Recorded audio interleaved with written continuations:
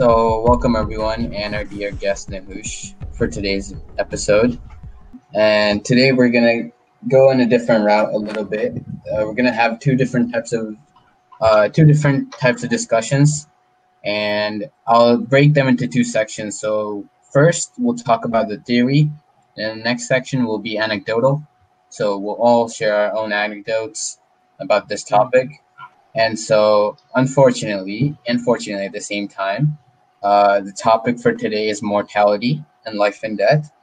And so we can start by the theory of mortality, and just in general, the three subtopics that I've thought about for today are distinction of life and death, how they're two different. What does a successful life mean? So again, let's not go into nihilism and cynicism, pessimism, and say life is meaningless. I think we can leave that discussion aside. I think this topic will not talk about the meaning of life, but this topic will talk about what life constitutes itself. Like what, not the meaning, but like the exactuality of life. Like what does it mean when we live at a physical level, at a mental level, and so forth. Uh, and then the second subtopic is the ultimate death. What does it mean to die? The metaphysics of it. And then the last topic is the natural phenomena of the cycle of life and death. So everything in life comes and goes, and so we can look at this at a very molecular level too, and we can look at it at very abstract and big levels, like planets come and go, and even small particles come and go. And so these are three topics that we can talk in theory. And then for the next discussion, we can go into our own anecdotes, and I'll describe and explain more about that later on once we get to that point. So at around 5 o'clock or 5:10, we can go on to our own anecdotes. So we can start off by examining the concept of what's the distinction between life and death. And keep your anecdotes for later on. If you have personal stories and personal anecdotes, I know Ashwin has some. We'll get them going later on. Wait, who's a biology student?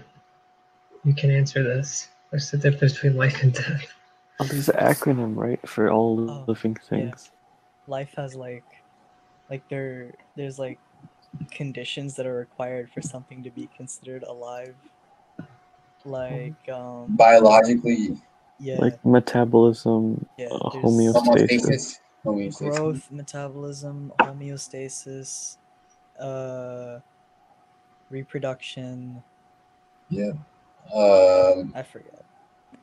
Yeah, there's more, but I'm sure it's not what you were thinking, Satvik. So why are you going ahead? This is a good place to start. But trees are also living, right? So then, like, no, but they all do the same thing. Yeah, they have trees grow and reproduce. Yeah, but then, like, when we talk about their death, it's like it's different than like human death, right? You know, you bringing that up, I don't actually know how trees die. Like droughts and earthquakes and like. Would there be a personal anecdote to say that like my neighbor kind of planted a tree, and no, go ahead. You don't have to be that strict on yourself. It kind of died. And the tree died. Oh no! A bunch of my trees in my yard are dying from some disease thing. Oh, dude. Okay, so like one of the trees in our yard was dying from a disease thing, and I was 100% convinced that the tree was gonna die, but it lived, and now there's like this, like it flowers every year, so it's like a surviving cancer patient in our front yard. It's pretty cool. Go tree rights. But I think that's kind of an interesting point though, because you brought up like this. I think it was easy for us to start bringing in like some type of mythicism into life and death, like the cancer patient surviving. He's the hero. He's beating everyone, right? Mm-hmm. Or like Nahush's tree, you know, or the idea between like dying a glorious death and a boring death. I don't know what that means, but we bring up these things, and Probably it's just because we want to bring some more meaning to our lives, so we bring up these mythical constructs that aren't really there, you know? I guess, yeah, because like, not to be nihilistic, but like I feel like there really isn't any point or meaning. Like there's no real meaning to life, but like as Ashton said, if you can give meaning to life and you can give other things meaning, you can sort of not only justify why things happen to them, but it also is reassuring that, oh, everything does have a purpose. Yeah, I feel like if you start from like a blank slate for like the meaning of life, then the meaning is whatever you apply. Because if there's nothing there to begin with, then it's like anything you give it. So let's kind of, I kind of wanted to talk about like human life instead of talking about like plant and animal life, because I want this to be kind of a topic about humans. And so we can kind of shift from talking about trees and plants because obviously we don't have subjective experience about them, right?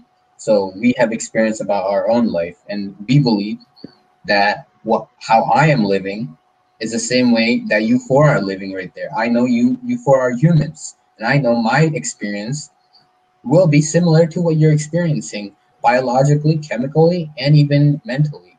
So if you want to talk about that.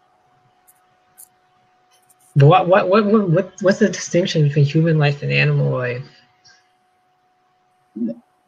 Didn't we already talk about this like the other day? How like humans have like I don't know. But it's so intertwined, you know. There's so many. I guess, yeah, I agree. We could, but this topic isn't to discuss about how animals and humans are different. This topic is about how like we ourselves are we distinct? How do I know that your human experience is human? How do I know What do you mean? What do you mean human? It's like you're using human as an adjective. Oh yeah. So when I mean human, I mean like not just like how do I say this? Like on our level as a Yeah, exactly. On like how you feel right now. There's no like what you constitute of right now, what you think of yourself right now. This exact feeling of self is in another human. That's what I mean. I guess if we think about it, our society, since we have kind of given ourselves like the highest form of like life, like we humans are the highest cognitive functioning things that we've ever come across. And we kind of see that. I feel like we'd kind of place ourselves at the top and we place all the animals and stuff near the bottom. But I feel like even in humans, there's a hierarchy of what you would kind of consider to be human or like on your level. Like that's why I guess we have the term dehumanizing, when you sort of like take away the value of something. And I guess for language purposes, we kind of like take away the value of another person who is the same species as us, is like taking away their value, or I guess their inherent value. And people they're not immune to it. People do it all the time for personal gain, like dehumanizing another group of people in order to just fill whatever void they have in themselves or what they think is right, or just to get what they want in the world. But what exactly goes into the process of dehumanizing? What does that exactly constitute? Well, sorry. No, go ahead. I mean, we have stuff in history, even recent history. Like, you can just keep on calling somebody illegals. You can keep calling somebody immigrants, right? And you can just label them as the other. Once you start labeling something as the other, like the distinction between like animals and humans, once you starting to make more of a distinction, you can start saying, oh, these people, like, they think differently than us. They're different than us. We should sort of exclude them because they're not like us. So I guess it's sort of when you dehumanize somebody, the process is trying to make them seem less and less like you, because inherently you'd give yourself and whatever your in-group is more value. Yeah, I think it was wrong of like humans as higher. Okay, so as far as we can perceive, We're cognitively higher. Yes, that's we right. are we are of a higher cognitive function than what we know of all other life, like at least in our immediate vicinity. Yeah. And I think it was wrong of humans to give ourselves like status because of that. Because it's not, I don't believe that humans directly are anything like More special. special. Yeah. I think it was, you know, it's hard to explain, but it's only because we have this higher like ability for thought that we make these distinctions and we This act. tofu-like tissue called the brain. Yeah. Don't If people kind of need that to live? Don't people need to feel like they're important in some way? no, but that's what I'm saying. Like I think we give the concept and of being human far too much value because Yeah. it's only because we have such cognitive function that we even have these thoughts to begin with. Like I don't really think bears ever get like depressed because of like debaronizing, Solitude or dude. something. I don't know. Yeah, because I think we give ourselves too much credit for being like spiritual or above other animals because a lot of our own thoughts, emotions, and feelings come from biological like reactions. You know, And one of the think biggest things that allows us to make ourselves so special is language. It allows us to say that I can communicate with someone else, therefore I can connect with them and create this network of this species that is able to share, explore, understand one another, which we believe in our which we believe is better for species survival, and we also believe it to be better for status. So language is definitely a thing. I don't know. I feel like this question is too ill-defined. I don't know what we're exactly trying to get at here. Yeah, Uh, me either. That's what I'm okay, struggling so with. oh yeah, yeah. So the main topic was the distinction between something, the value that we give to life. We don't give the same value to death. And so what's the distinction between the living and the non-living? Not necessarily even in animals and like non-living things, but just living humans and non-living things. Well, I feel like you know how some people, well, no, like in living, there's like you have to give purpose to living. Like Nahush said, like life, you choose to give life what meaning it has to you. Like Minecraft, for instance, or like a sandbox. Like you're not forced to do anything. You can do some things. You can build a house. You can go to the Nether. It's up to you. Wait, so No then why one's are forcing people so you. depressed when their family dies or when their friends die? Because isn't it just created? Well, Apparently, yeah. if you go to your route, it's that if the meaning is created, then why are people so depressed? Well, because you have to make a meaning for it too. I mean, that's kind of religion. Like that thing when people die, like he died for like he was let out of his pain. Like Ashton was getting at, like how we give things like a mythical story. It's like, oh, he was a good person. Oh, he or he or she was like they saved a lot of people or they did a lot of good things. Like remembering all the things that somebody did and kind of making that mythical origin story kind of gives their death meaning in a all right. sense. All right, I have two things. One, I'm sorry for laughing, but like because of this conversation and and how Dylan compared it to sandbox games, I immediately made the connection that like life is like hardcore mode, and when you die, you just gotta start a whole new world, and that's your reincarnation, quote unquote. I just thought that was funny. Second thing, I think the reason we put such like depressing value into death isn't because of like the very concept of death itself, like that life is like, this is gonna sound silly, like it's not that life is ending but that it won't continue. Like that sounds kind of weird, but it's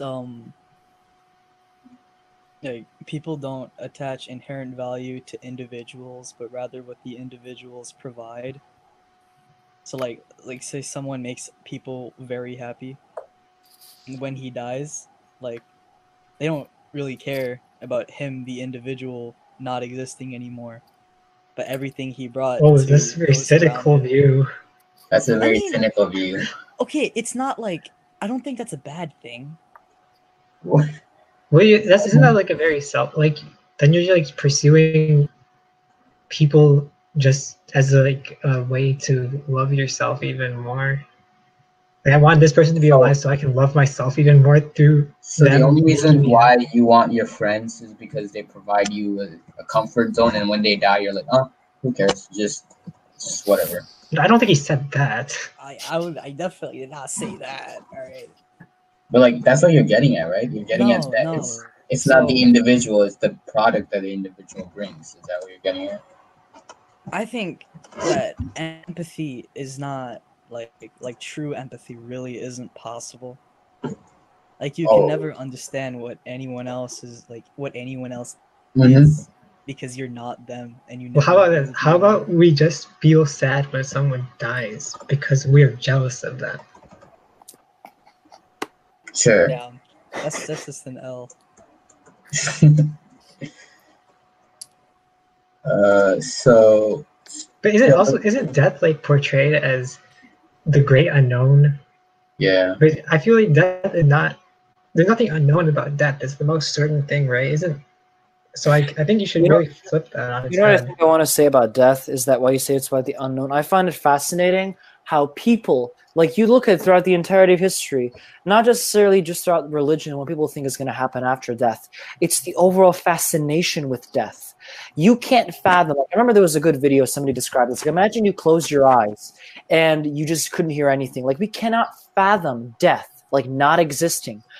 Since our conception, we by definition, we've somehow existed. Our body is like when you really think about it, our body, nature wants to constantly kill us. The only reason why we're still alive is because the mechanisms in our body force us, you know, if you want to go on a biological level, to produce ATP, but to constantly churn out energy like a machine until it breaks down. In a biological sense, for no other purpose than reproduce, but just in a sense that we're constantly fighting a war with nature to even survive, like to keep ourselves alive and to keep existing in the order of atoms that we're in right now. Because we can't fathom not being alive. It's just not possible. We can't really understand how to be here because you always were in a mental sense. That's what I find fascinating about death. I think, just to go back a little bit, because I didn't talk about this, what I find is when you asked about the meaning of life, I would agree with Nahush. It's to find the meaning necessarily to that the meaning that you can find to be happy. But that's just a side note. But I just find it fascinating about death. So okay, I like that concept of like how you should find like Ashton said, and even like Nahush said, like personal meaning. We have been talking about this, like the general meaning, even though life itself is the meaning is created, one should always pursue his own goals of personal meaning. So then going into like the concept of like individual versus societal progress. So obviously we believe as humans that we come and go obviously, but our societies and civilizations keep going. So then there's this concept of having like, oh, even though I die, my intellect and my knowledge stays in this society. So before I die, I must somehow progress this society in some way. What do you think about this? It's a hopeful goal to try to obtain. I think it's positive to try to, even though you know when you're gone, to know that the societal effects that you brought upon people will improve people's lives because you won't see it. It's like the quote where it says, this is like verbatim, where it's like the old man will plant the seeds that he will never see, but that his descendants will see grow. So I find that positive. Like, why not? Because it's almost in a sense I could argue that it's actually anti-selfish. Because at the end of the day, you may not like it. You know, many people, philosophers, intellects, they have suffered throughout their lives, throughout history. Many intellects have either died either of disease, or people think they were eccentric, or they would be in pain for a vast majority of their lives to churn out a piece of philosophy that would go to change the world and to change people's perceptions of the world. They did that almost in a self-sacrificial way to understand more about how the world works, either knowingly or unknowingly, materially wise, or knowingly by themselves. I think it's valuable to, and also at least should be positively promoted, to have this behavior where even though you know you'll be gone, the effects that you'll bring will bring either will, in some cases, will save people's lives and bring more meaning to the world. Because at the end of the day, guys, the universe is going to end in about maybe, I don't know, a couple 100 trillion years. What's going to be left in the universe is arguably going to be a couple of particles just flying around everywhere. Yeah, it's going to be basically, if the theories hold up, protons may even decay, so no matter will ever exist. It's just going to be a bunch of black holes until everything dies. So what's the point at the end of it? Well, the point is just to if anything else, to enjoy the life that you have now, and as well to promote helping people that you'll never see, but you will nevertheless affect for hundreds of years to come. Like, I completely agree with that, like, to help people and to help progress your society. But I feel like you shouldn't immediately attach your self-worth to like what you contribute to your society, because that kind of, as Alan pointed out with all these philosophers, kind of leads to like a depression. You kind of assign yourself self-worth from like what you contribute. And I feel like you should always work to progress your society, but you should also enjoy it. Sort of like Alan said, like you can't. Right, because sometimes you're just not in a situation to do so. Like a lot of the philosophers, remember, none of them even, for example, chose it. Like there's this one, I forgot his name. It was like from the YouTube channel, The School of Life. They did like this German philosopher, and he was talking about, he was like the guy who created the concept of existentialism, because talking Nietzsche? about how Nietzsche? not Nietzsche. It was another guy before. Schopenhauer?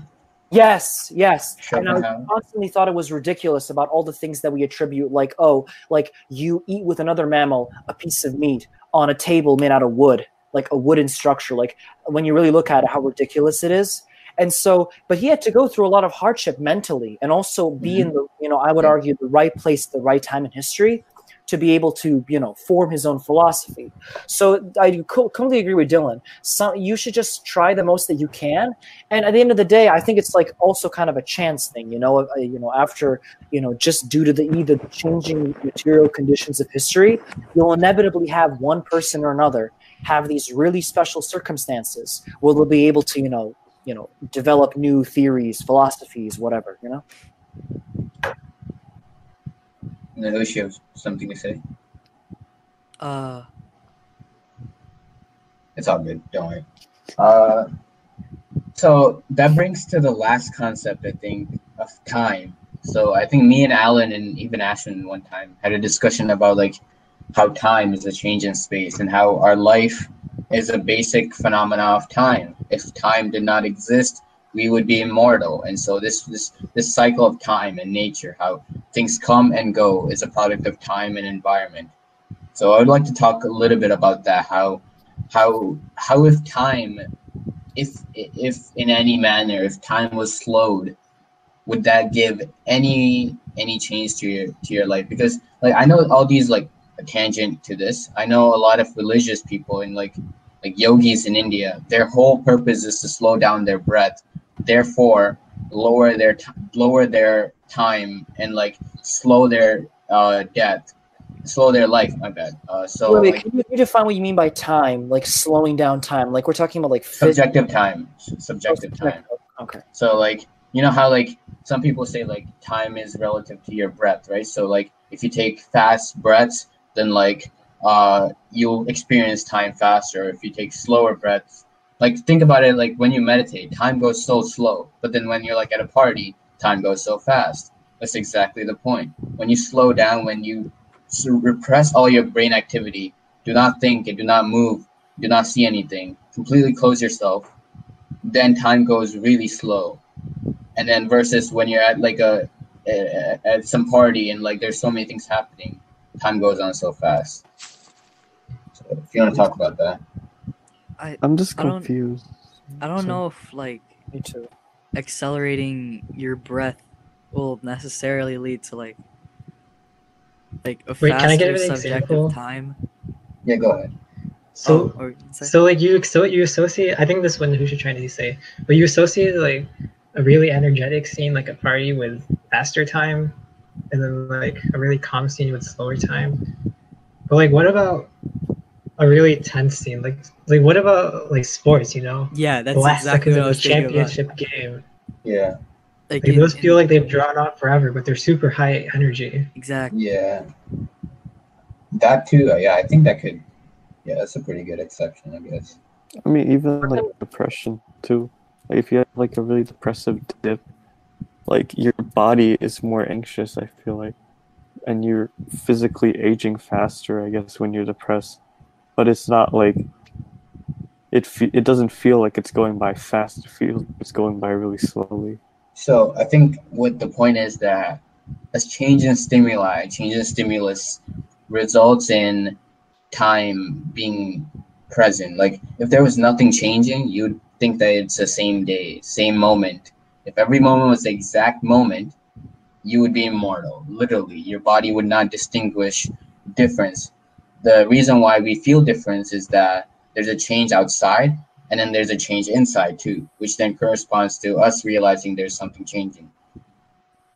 Going back to the concept of like party, the reason why you feel so like time is so fast because it's because like there's so many changes in stimulus. There's so many things changing, and therefore things that are happening very quickly outside and inside too, in terms of biologically and like chemically, like the adrenaline and all those things.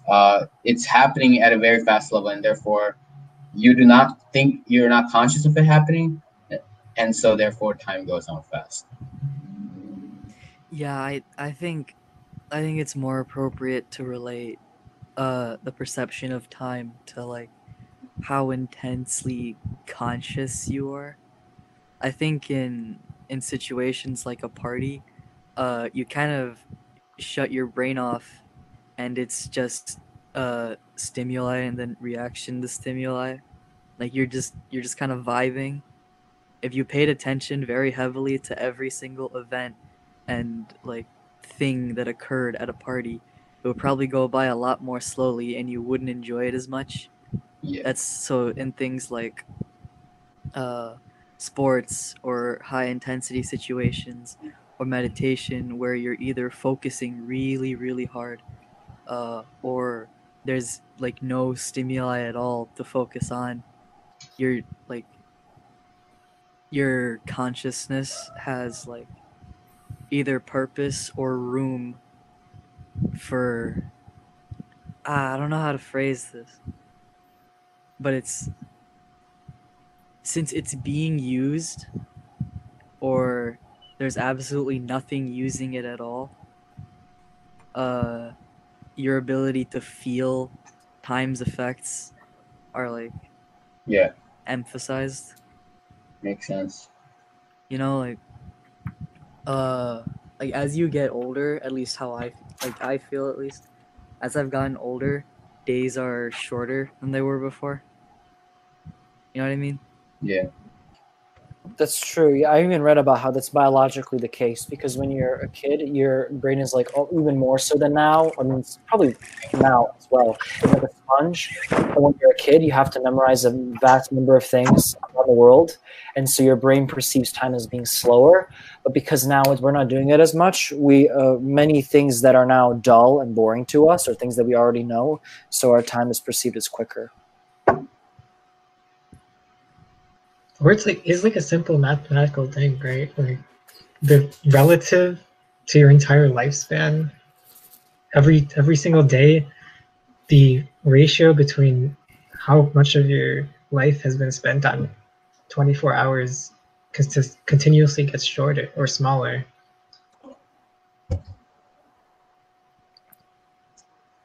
Yeah, and I think the reason why even older people are like, they're always telling us like, remember, like, don't waste your time, like always be making sure that you're doing something, or like they realize that when they get older, like their body has become less susceptible to like activities, therefore there's less stimulus, and therefore they are finally realizing that like time is like so slow and they can't do anything.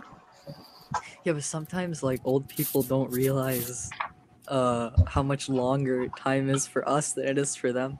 Because I remember being in high school, my mom will say things like, "No, there's only 3 more years of high school. What are you doing?" It's like, lady, that's like that's a large time for me, you know? Like, it's like college is only 4 years long, and you know, school was 12 so far, and it was most of my life. So Might as well say life is only another 7 years. Yeah, but if it's like if you're like to a little kid, it's 6 hours until bedtime. That feels like eternity to them.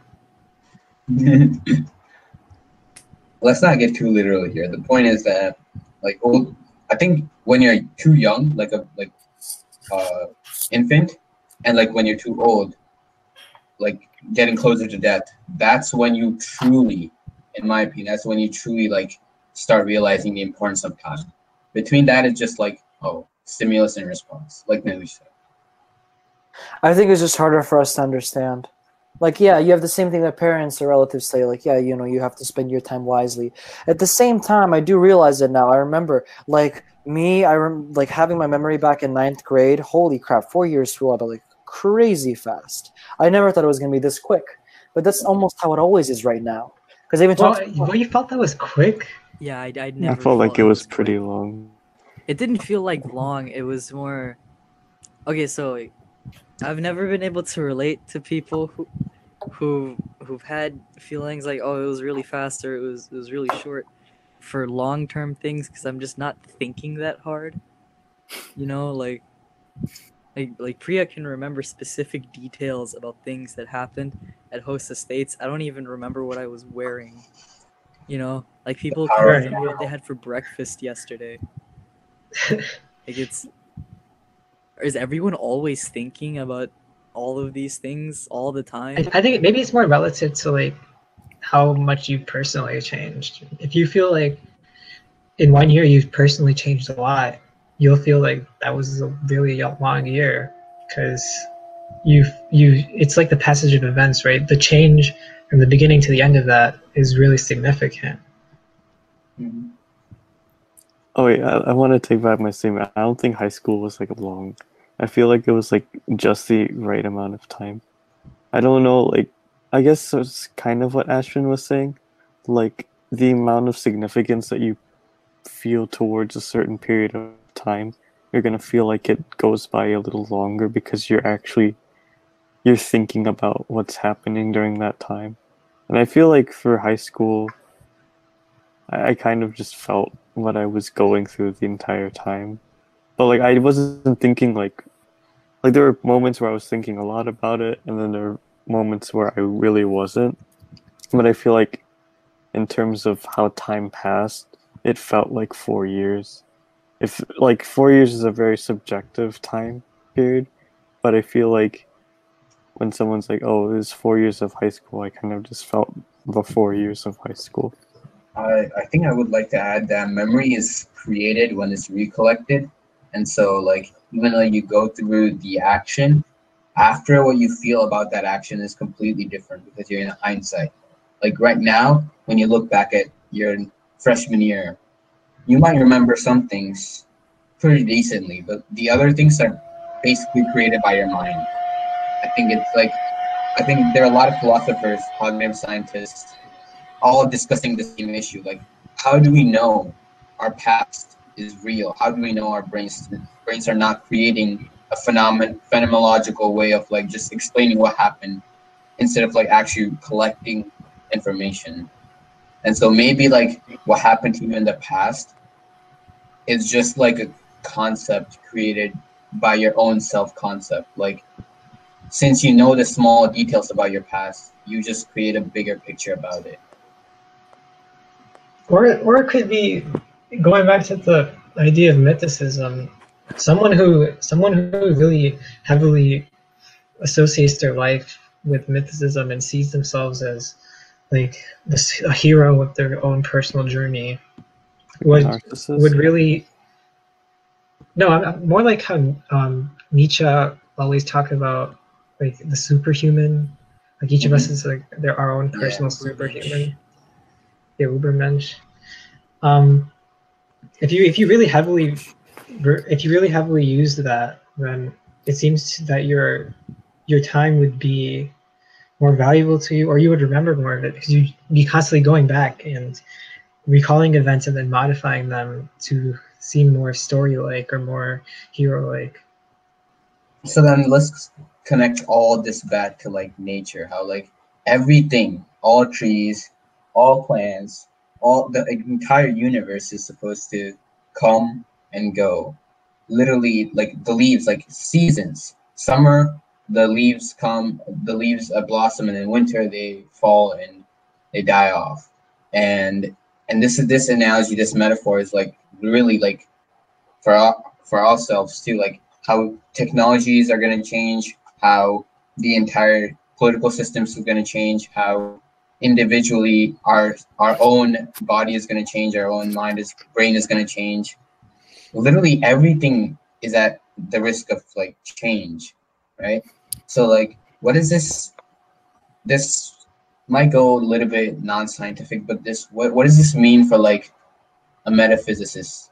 If someone were to believe in a soul, or someone were to believe that he's bigger than his body, would they not give their time to their true selves instead of giving their time to this dying self that they believe will just go away one day?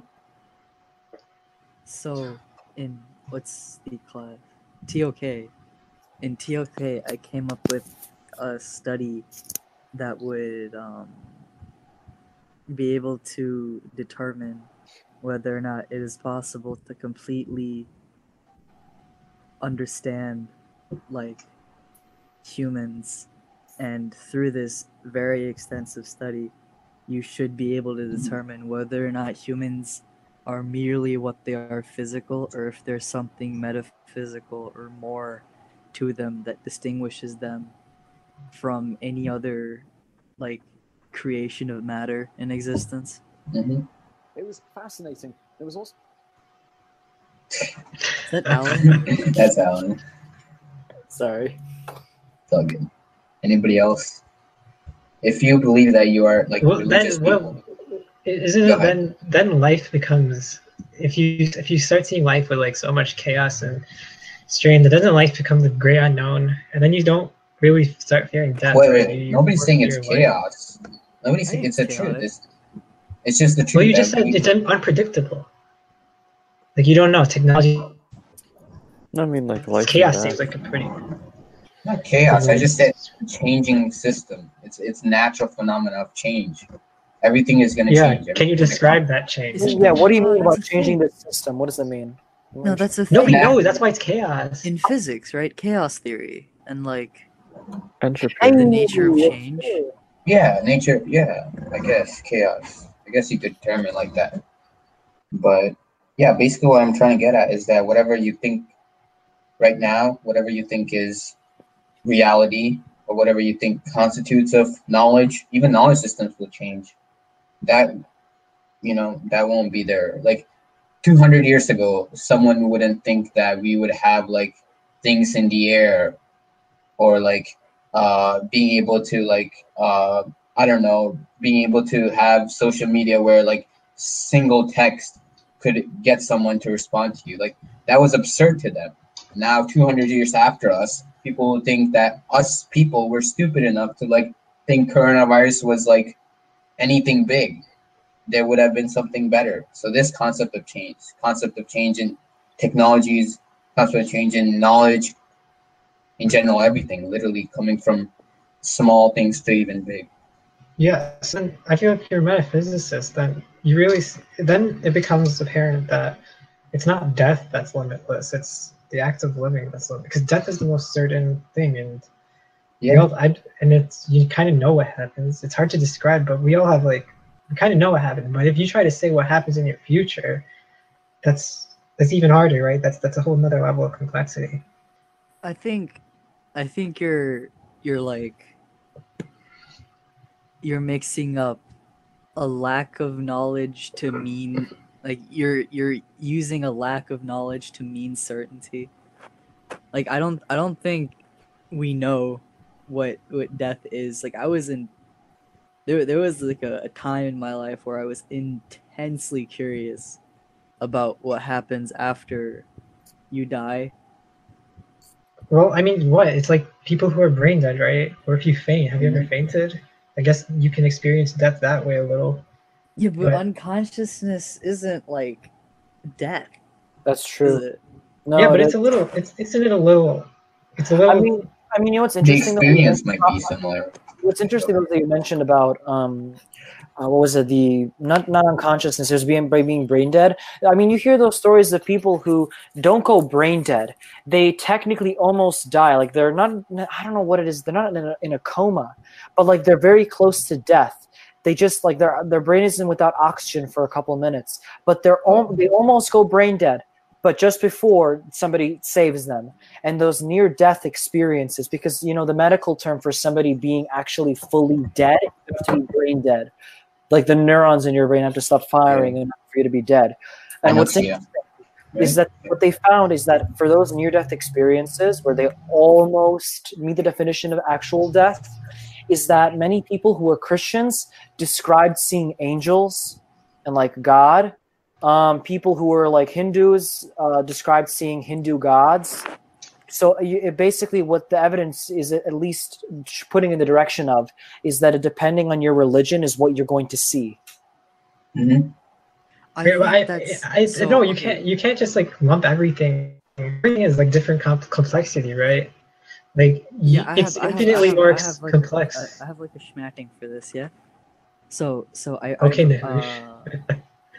I don't remember where I read it, but there was like a thing where because of like the perceived values of like the perceived values of people are what they see in these kinds of situations, but like ignoring that part, when you die or like when you have near death experiences, you know how people have things where like they say their life flashes before their eyes.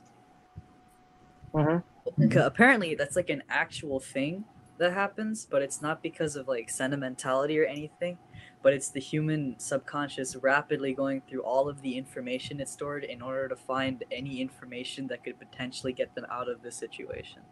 Oh, that's Like, interesting. That makes sense. it's like a really quick review for an exam that's coming. Like What's all the like folders in your all brain? of what they studied so far, and if nothing's there, then they're just kind of screwed. That kind of goes into what you were discussing earlier, though, right, Nahush? Like the thing about like your body, or what Nahush or Alan, but the like your body is constantly trying to keep you alive despite nature That's trying to kill it. Yeah, Yeah, Alan. it's a really good analogy I heard. Mm-hmm. Yeah, the brain is like literally so engrossed in survival that like you can't hold your breath and try to kill yourself because you just can't. You just can't. Your brain is much more ahead of you in that, and it will stop you from doing that. So what was the question? The question, Yeah, the we time, got so far away from it. yeah. So the question was like the cycle of like time creates like this concept of like, can we like if it's all just gonna die? The metaphysicists have a good point. Like, why waste time doing something for a mortal being instead of getting yourself to an immortal position? Like a religious person would say that is being one with the God, or a spiritual person would say that is realizing in yourself, or a philosophical person would say that is living with virtue. Having this sense of like something beyond your physical self, having this sense of something, you being something different, there's a good point to it. There's a good explanation to why you would do that, because you understand that this mortal being is going to die. And my looks, my possessions, my house, my car, that's all going to be here only momentarily. But then something that's beyond that might stay longer. Although some people are skeptical to it, some people do say that they have a good experience about being immortal with themselves that is beyond physical phenomena. So Wait, what's the question? no, this was just the topic of like cycle of time. Oh. I think it's time we could go to the anecdotal side of the video. I think since we are all living beings, we come to seize, and so therefore we will one day too go. The unfortunate fact about it is that all of us will one day be buried to ashes, and so not to be pessimistic about it, but we can go. Each of us could talk a little. Hello? Oh, okay. Yeah. You were just frozen. No, and nobody else has a camera, so I was like, "Am I frozen?" Never mind. So we could all just talk about like our going to person. Like last time we went personal, right? So we can talk about our goals in life, our personal goals in life. So I would like this to be like everyone goes one by one and like talks about what it means for them personally to experience life. And then after that, we could give our examples of when we truly felt alive and we truly felt dead.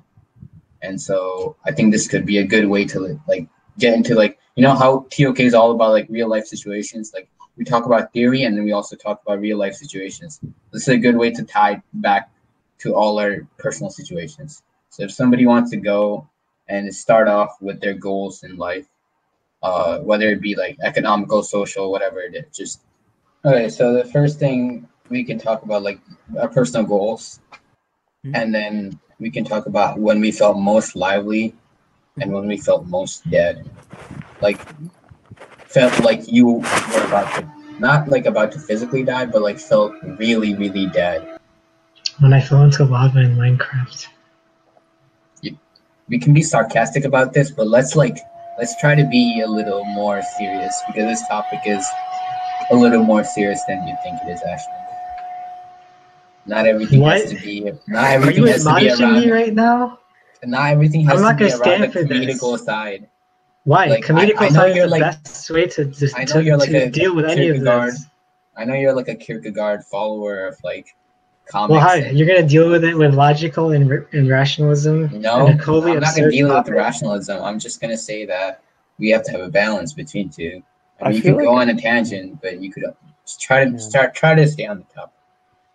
I agree with Ashton if I'm being honest. One of the times that I actually feel like I'm dead most of the time is when I've worked a lot in a sandbox game and then I just kind of die. And especially when you lose all your items and your progress. I don't know, for me I just lose a lot of hope in like regaining all of that stuff back. And I felt like once I was living it was like, okay, yeah, I had all of this stuff. Life's going pretty good. But then when I die it's like, oh shoot. I have to rebuild everything back to the top. So I guess it's sort of like dying in Has anyone reverse. taken shit in public? That's when you feel the most alive. Huh? Oh, I felt the most alive when I don't know. When I don't know, there's just this really weird feeling that feel, but it's like I feel like what like time just starts to stop a bit, and I'm with a bunch of people, and like I kind of just observe what's going on, sort of like mindfulness, but like I'm like listening and like thinking about everything else that's going on around me. I'm like, yeah, this is kind of important, and this is very interesting. It's I the don't most know. useless. It's the most useless small tidbits of our life. Like the Yeah. most useless things that make you feel the most alive. It's none of your achievements. None of your achievements make you feel alive. None of your achievements actually make you feel happy. You know, like do people remember like their greatest achievements, or do people remember that one time they sat and drank a hot cup of cocoa and when it was like -8 degrees outside? I remember like neither of those. Well, then you just have no soul, Nahush. Okay.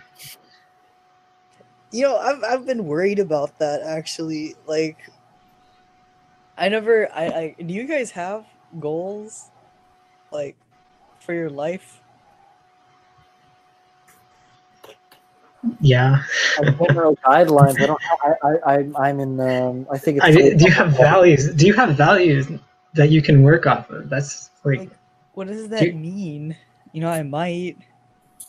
Well, isn't that what philosophy is? It's like really an introspection into yourself, right? To try to develop yourself. Liberty, equality, fraternity. A brotherhood, actually, not fraternity. The French guy. The French got it right, man. That's all I'm gonna say. The French had a based take. Kierkegaard. Voltaire, they all had based takes. Kierkegaard was Finnish. He was Danish. No, Denmark. He's from Denmark. He's Scandinavian. Voltaire.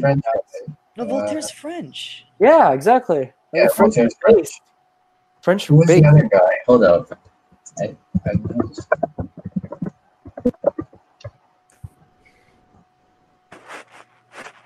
I don't know. I've been Descartes. Rene Descartes. The metaphysics of God. Oh yeah, what's his name? Foucault. Foucault is also based. Foucault is based. Dude, French intellectuals are based. I'm sorry. A lot of good French intellectuals. What's her name? Another person. Okay. What is this turning into? Are we just fanboying over? Yeah, you're just fanboying over philosophers. I think Kenji Girac is a really good singer. I think he's Belgian. But he has French songs. But going back to the topic of like, do you not have literally not any goals? Like, I thought this would be a good topic.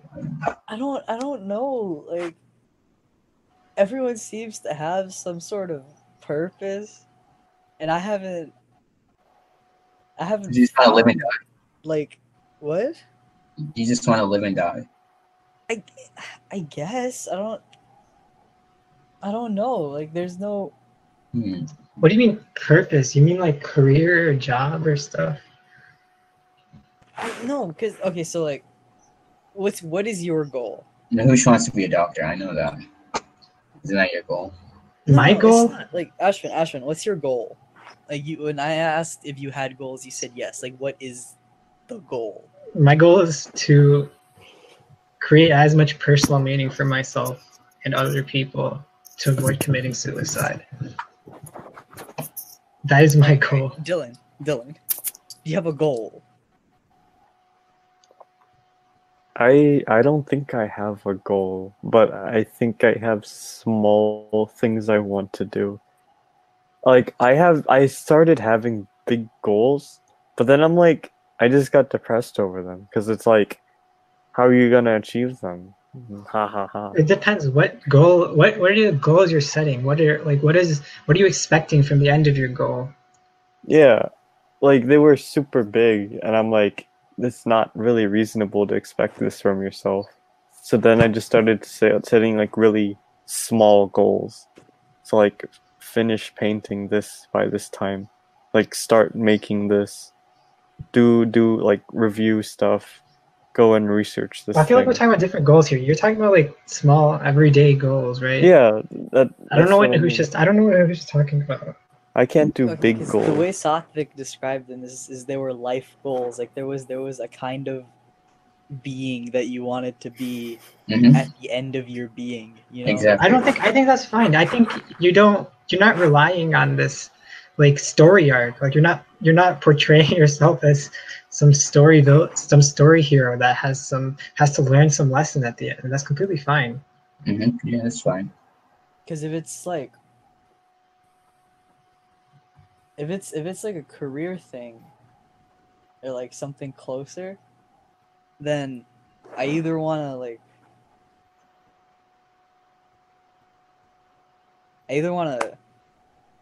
like study neurological disorders. No, maybe actually that sounds like not gonna lie. No, nursing is kind of like I didn't enjoy the studying of like. If you're taking neuroscience in college, and like, I would recommend you reading The Man Who Mistook His Wife as a Hat.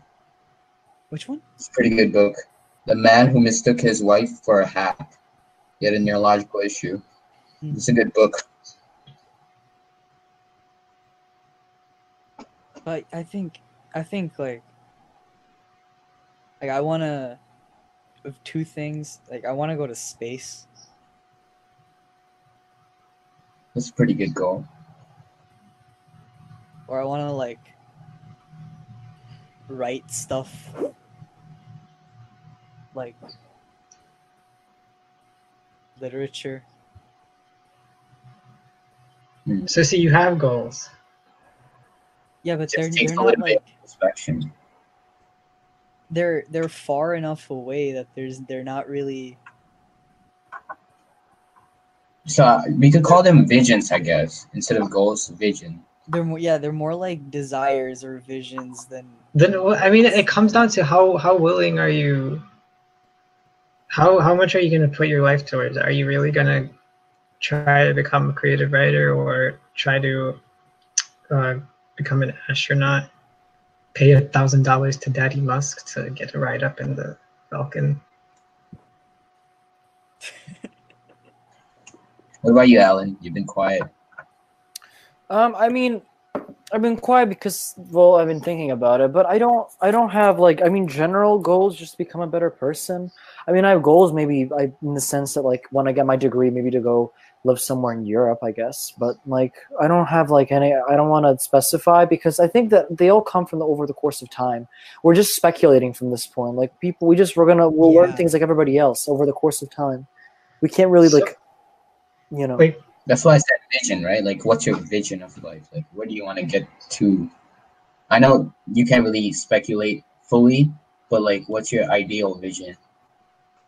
I mean, if I'm gonna be honest, like looking at climate change, the destruction of the economy, and everything, just to have enough income to have a semi-nice living. Like, I don't want to specify because honestly, I'm not sure. I don't know what I want. Maybe I want something else. You know, they talk about in science how people talk about how what people wish changes a lot. People don't actually really know what they want a lot of the time. It changes on a whim. So honestly, I'm not sure at this point. As favorable of a position as So I I think it's better to talk about what like values you have than goals. You know? Yeah, Okay. value-wise, I mean, I guess to push for, I guess in politically democracy, liberty, for equality, to try and democratize the economy, so it's co-ops, I guess, instead of sport. Oh, if it's like, I guess if we're working off of like values, I guess I have like a goal, and it's I want to set myself up so that I only have to do things that I want to do. I don't want to, like, I don't have to do things that someone else tells me to. You know what I mean? Have you guys Being seen the truly Lion independent. King? What'd you say? You guys know the Lion King? Yeah. You know Hakuna Matata? Yeah. Oh yeah. It means no worries. Mhm. That's the goal. Dude. Like, I mean, pretty good argument would be like, you can do that right now too. Just giving up worries doesn't necessarily have to be being independent. You could just give up worries. You could give up your goals. You could, I think in order to give up worries, you need to. It's like the Buddhist thing yeah. where you need to relinquish all worldly desires. But I like desiring things. Mm. I don't feel yet ready to relinquish them. That I think brings it comes down to like all our personal experience, right? Like what have you experienced that tells you, like maybe something that has convinced him that desires bring nothing but suffering. But Nahush hasn't had that experience. it's the universal truth. It's your truth. Nahush doesn't believe No, that. it's not. He doesn't say anything like that. He just literally said he doesn't believe that. You don't believe that, Nahush? What are we talking about? Desires lead to suffering? You said you like having desires, right? No, but I think that, okay. Well, like all desire, all suffering results from desire. But I think yeah. it's like Pandora's box, where if desires didn't exist, the concept of nirvana that people are trying to reach is stillness. Dude, Like dude, it's just Nirvana. nothing. The whole point of Nirvana is to like not have any desires, like to be completely in the sense of the moment and not thinking of the past or future, relinquishing all thirst for any desire. That's the point. Yeah, but that Right. doesn't sound very good. Like See what's happening here. Sato, you believe that this is the point, and then Nahush intuitively doesn't think Yeah, it sounds good based off his experience. I guess you're right. I feel like living a life without desires, you can do that. We talk, especially with topic, we talk a lot. When we talk here, we talk a lot about like conditioning and stuff. You can condition yourself to give up your desires, and you won't really worry about anything. You can condition yourself to do that, but I feel like desires are important to change. It's gonna sound stupid, but to like change the world, you know. I feel like you really shouldn't live for your own desires, but what you want other people to like, how you want other people to achieve their desires, I guess. Like, you should have your own desires, but a desire to improve everybody else's welfare should also be a main desire that you hold on to. Because let me give you a personal anecdote. I owned the Nintendo DS a long time ago. And I was truly like obsessed with it. I'd play like Super Mario Kart, and like I would play like all these other games. Like I'd play what was the other game that I was playing? Um it's like I forgot. Whatever. The point Pokemon. is, no, not Pokemon. It was another Mario game. But anyways, I was literally obsessed with it. This was like 6 years ago. But then the Xbox 360 came, and I was like, screw the Nintendo. I want the Xbox. And then the Xbox One came, and I'm like, oh, screw the Xbox 360. I want the Xbox One. And then the Nintendo Switch came. I'm like, oh, let's go back to Nintendo Switch. The point is that this cycle of desires will just take you from one thing to another, making you think that, oh, this will be the final thing that I want. But this just leads to death, realizing that the last thing that you want comes when you die.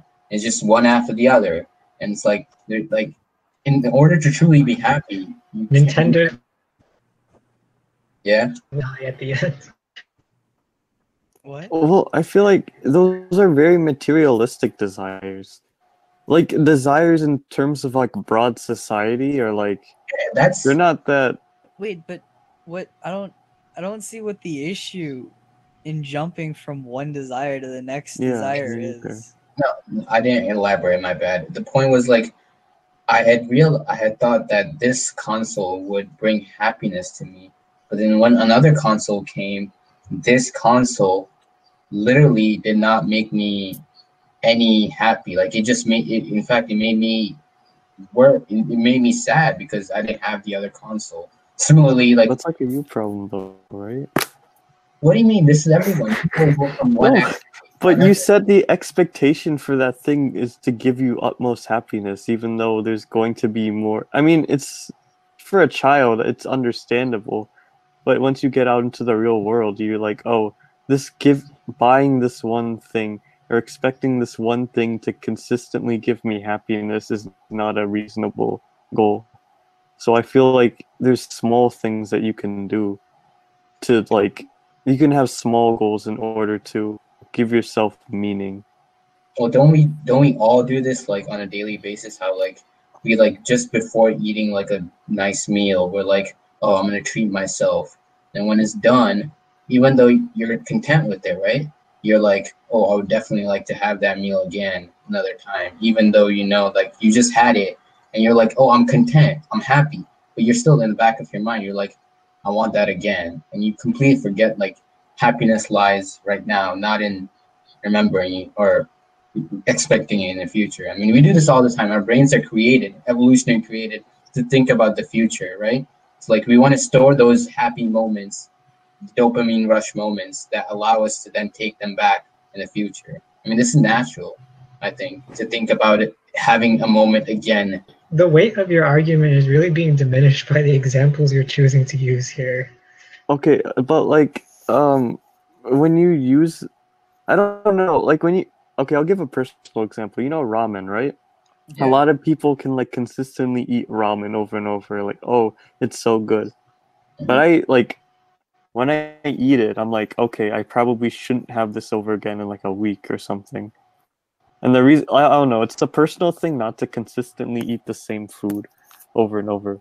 But I think it's for that reason, because once you start to constantly like use something as a crutch for, as a dependence for happiness, then you're just gonna try to like unconsciously expect that thing to make you happy over and over again, which it's your fault for giving that much value to that thing to make you consistently happy. Like you shouldn't rely on one thing to make you happy.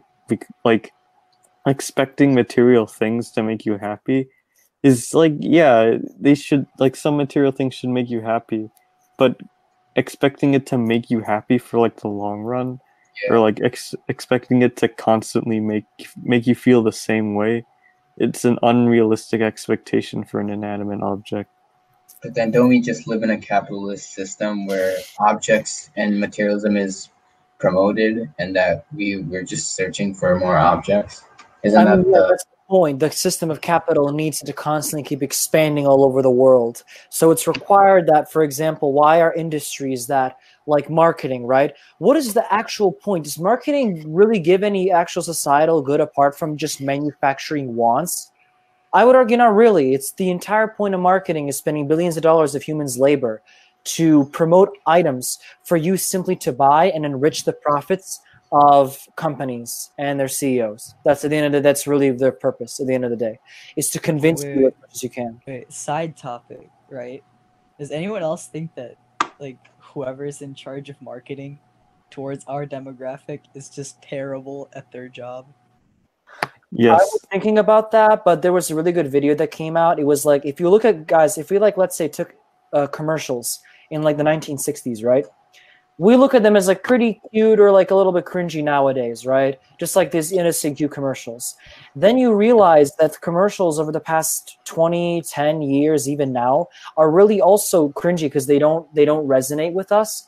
Because at least the theory in the video is that the commercials, people have been fed so long with these commercials that they stopped working on them. People stopped desiring these things, so what they started to do was make them more and more outlandish, right? Like, you know those commercials, they have like a woman like a bikini and she like eating like a burger or something. Like, it's really weird. Like H-bomber guy. Yeah, or yeah, exactly. Or like woke brands. It makes no sense, right? Just because they realize that the commercials they don't work on people as they used to, right? So people. But where's the real advertising? It's not even a commercial. Like, what is the real advertising? Right, It's disguise themselves, right? Or yeah, like, and that's what works on us, I think.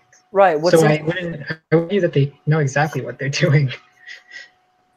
Well, yeah, and it goes back to the idea of like expecting something great out of an object. Like, a lot of marketing is going into these things either just to like make it feel like, oh, this is what you need, or like, oh, you should expect a lot of happiness from this. Like, that's what marketing and advertising kind of does. It lets you set your expectations for an object, and like inherently give it that value, so then you can spend your money and give it to these corporations, and then they realized, oh yeah, we can just make this product really crappy, and then in a few years when these objects kind of wear out, we can just roll out a new one and then tell people that you should expect the same thing that you expected from the previous item to the next item. I know there was the good example what Dylan said. I know there was I think it was even interestingly in a Vsauce video. He's like, if you look at the size of like Snickers bars from like 2008 to now, you pay almost the exact same equivalent price, but unnoticingly they slowly started to diminish the size of the bar. Yeah. Even though you're paying the exact same price, but it's so slow you don't notice. Or so, like, so the question really is, like, is it worth trying to banish all your desires to escape this? Well, no, what I think that needs to happen is an economic transformation. This system's only use, what it tries to do is tries to manufacture your own Alan, you're looking at just like commodities. You can also look at how this can, like, I think this is most damaging when people have with each other. Like someone will have a relationship and be like, "You complete me. I couldn't live without you." And like that's the same thing, right? You're expecting someone else to everyone froze for a moment there. What happened? Oh, we're just relating how it can be applied to people too, and like relationships between other people, and how someone can totally expect someone else like provide happiness for them. Yeah, like you like expect a person to be a crutch for you, and then especially if you don't have that much self-confidence, you kind of assign more worth to the other person in the relationship, to the point where you might make them feel like they have to care for you, because if you're not with them, then they're nothing without you. So it's unhealthy in general to give things more worth than. I mean, it's important to give things worth, but to give them a lot of worth is unhealthy. So I guess one last quick question before we wrap up. The last question I wanted to ask was like, this is a little bit morbid, but like, suppose you're on your deathbed, right? When you look back at your life, what is the thing that you want to like be? What is one thing that you want to remember right before you die? Like, not remember as in like a moment, but like have this feeling that this is what it is, and I am about to leave this, and I'll be gone forever. I'll never come to this, but I was able to do this. Well, isn't so much looking back at the past as it is trying to like just experience your last moments of life as fully as they are? Exactly. What would you do though? So I feel like I wouldn't want to try to look back in the past. Like I would try to just focus. My bad. The question should be like, what would you do on the death? Like if you were about to be the like if I was about to die, I think out of just pure curiosity of what happens when you die, I think I would try to just focus on what's happening and what I'm experiencing while dying, you know. Nice. That's what I would probably do too. I think I'd try to find like the most memorable or funniest possible last words I can give to anybody who may be around the deathbed before I die. You know, like a really morbid joke or something. Oh, the final mythical words. It'd be really funny if you like finished in the sheets and said you were like coming while you're going or something. Like, you know, like I think like a joke. I'd probably go for a joke. You like come in your sheets and it's just like life. You come and go and then just die. Oh, like I remember there was a death row inmate, and he was set to be executed by like the electric chair, and his name was like James French or something, and his last words were like take a close look, gentlemen, you're about to see a French fried.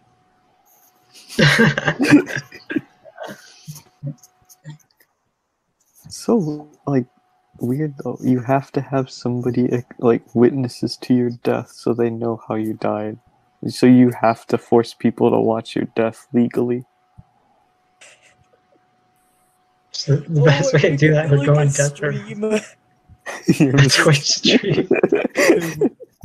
Hey, what's up, guys? Welcome to my last Twitch stream. Today we're gonna be speedrunning.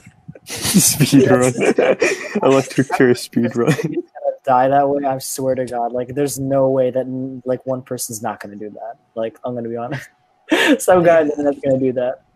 I'm gonna be speedrunning the gates of heaven. We'll get there first, guys. Speedrun life. Listen, if you smash that heaven like button, you'll get me there to the stairs of heaven. By will, I've dedicated all of my property to my tier 3 subs and my Patreon subs.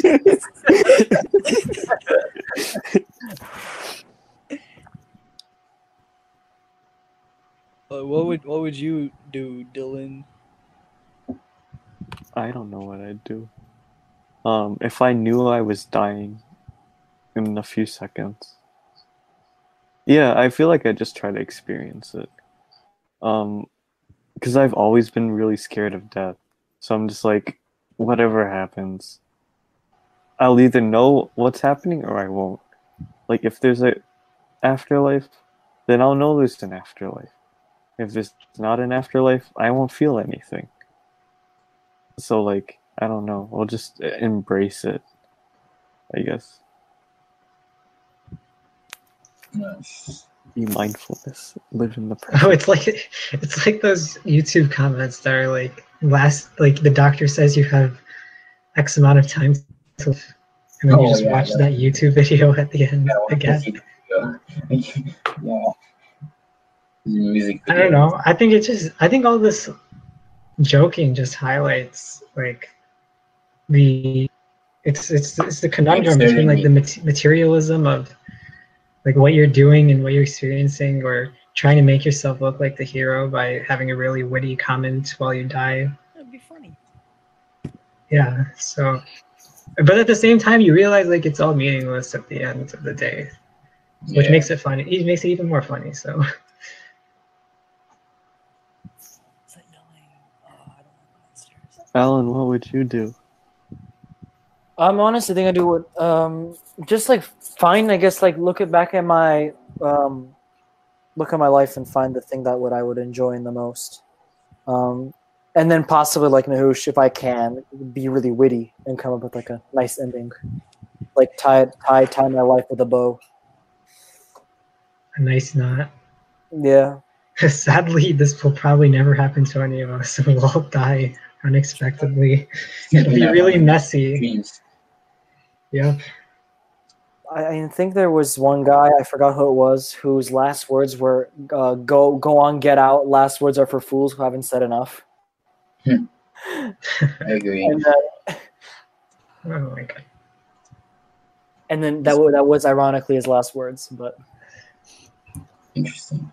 I don't know why death is like vilified so much. Yeah. I mean, that's just death. I mean, it's just death. the Grim Reaper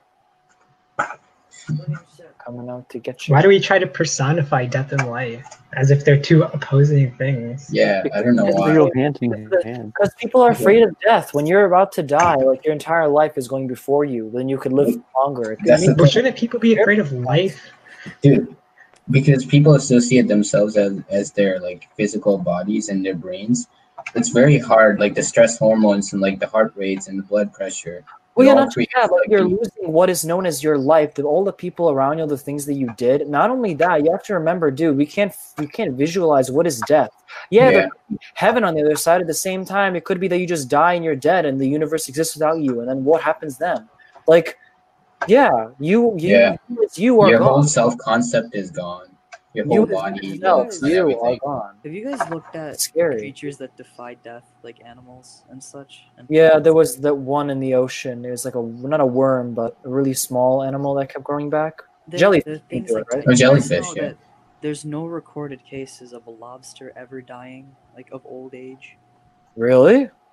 Lobsters have always died due to disease or like being eaten. Yeah. No one's ever found like a lobster that just died because it was old. That's it. I'm gonna grow a lobster and see how. I want to see it It's like die not of disease. I will make it the ancient healthiest heirloom. fucking lobster. Like this lobster has been passed down for generations. I will feed it. No, but there's like lobsters, and then there's like a jellyfish that reverts to an embryonic stage whenever it comes close to death. That's so cool. Mhm. There's Yeah. there's things like fungi.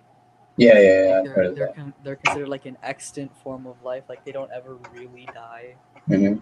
Mm. Yeah. You guys know about like really big, or you guys know what pando is? No. No. So pando is this really massive organism in like Utah.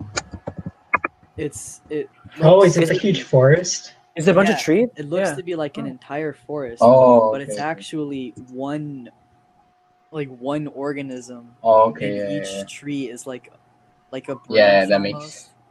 and Yeah, it's yeah, yeah. supposed to be like 10,000 years old or something like that. Dang. Yeah. I've always just I'm like curious. yeah, I'm go sorry, ahead, Sean. Tom. No, you go. I'm changing the topic, so Oh, I think we have to conclude in a bit, but go ahead. I was just discussing like with my family one time, the ways that like we'd want to be like buried, I guess, or cremated or whatever, disposed of. Because my mom's side they like cremate, my dad's side they bury and stuff. But then I was like, in order to be legitimately useful, just like bury me in like just bury me on the ground, like in the middle of the forest or something. Mhm. My friend's like, no, don't do that. That's kind of dumb. Like, okay, fine. Well, if you just like, you just bury me, no coffin, into the ground, and then plant like a few flowers or something. You plant like a tree, and then you Wouldn't just you? kind of like contribute in some way to. Could you resolve both of their wishes if you like dug a hole and then put a coffin in the ground and then like burned the coffin in the hole?